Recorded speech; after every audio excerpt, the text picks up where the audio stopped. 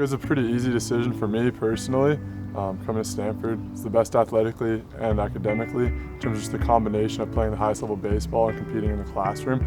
So for me personally, it was a super easy decision. Fortunately for myself, I made it possible, and eventually ended up coming here, coming onto the farm as a freshman, and kind of rest is history. It's definitely a big learning curve no matter where you're coming from, whether it's Southern California, Texas, Florida, Michigan, Ohio, wherever you're playing, wherever you're coming from, high school baseball can't prepare you for the jump that you're going to make into college. You just have to unfortunately play. Some guys, get right into it, and some guys don't. I mean, myself, it took me a while to kind of get my footing in college baseball, kind of find myself. Went out to the Cape that summer after my sophomore year. My sophomore year was horrendously bad. I was probably the worst starting pitcher in the Power 5 that started every weekend, and I was just like, I couldn't get people out. It was not fun, kind of miserable.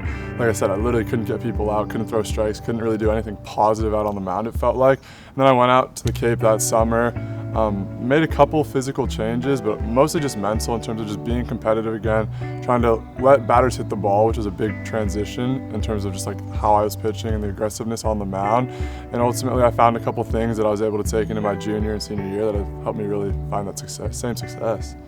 Tampa Bay Rays drafted me in the 19th round. I mean, I'm grateful for them. I've told them that every time I've talked to them, that I'm grateful for the opportunity that the Rays gave me last year in the last year's draft. But I made the decision kind of after those first 2 days went. I was like, you know what?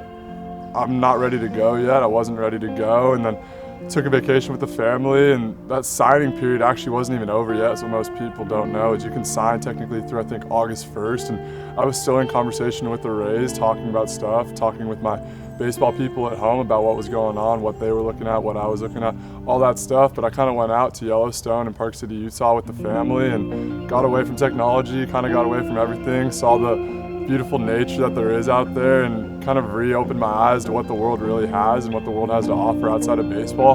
Because at times it's really easy to become tunnel visioned, and you become kind of like a racehorse. You're working every day at baseball, you want to go play professionally. There's so many things coming in on you that's pointing to one thing, and then all of a sudden it doesn't work out, and you spent 10 months working on something and it doesn't work out, and it's really hard to open your eyes at some points instead of just going for it. And I'm fortunately made that decision to, open the eyes again and come back to Stanford, and now I'm here again for my senior season. Kind of building off that idea and that aspect that had been planted in my head was a senior leaders kind of representing the Cardinal on Friday nights, and I'm fortunate enough to be pitching on Friday nights for Stanford. The team behind me, the coaching staff behind me, everyone behind me pitching on Friday. And like I said, it's just kind of a tradition at this point in the sense of if you're not ready to go as a junior, then there's always a place to come back home to. But it definitely, makes you enjoy the moment a little more every time you step foot out there for the Cardinal on a Friday night. Stanford, at the end of the day, it's the best school in the country. I'll live by that and I'll die by that. I mean, Stanford gives that opportunity, that diversity of where we're at in terms of Silicon Valley, just the dominance on the West Coast, honestly, academically. So it's a special place in that regard. And I've also got friends off the field who aren't baseball players who I've lived with now for 3 years. My roommates who have honestly been my rocks here for the most part. I mean, they're kind of like my second family here in terms of, they kind of support me whenever I need it. They let me rant to them whenever I need it. They're just always there back at the dorm, ready to eat a meal. And, we talk about 100 different things outside of baseball. And I love those guys, and I'll have them for the rest of my life.